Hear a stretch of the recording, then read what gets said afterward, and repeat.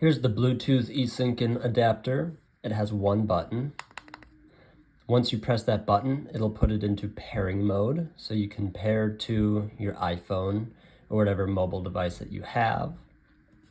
You can connect via RCA cables.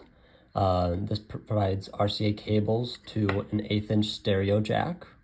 Whether you're feeding the right and left channel from the Esinkin Bluetooth adapter, or you're feeding it from your other device, this allows you to send the left or right channel through either this from your phone or from your musical sound device to this Bluetooth adapter.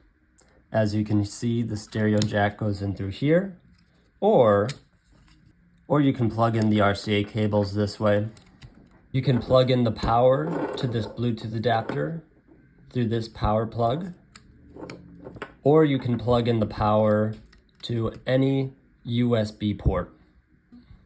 I primarily use this for Disclevere TV. The signal flow for Disclevere TV is iPhone to the TV, TV to the Bluetooth, Bluetooth to the piano, piano to the piano speakers.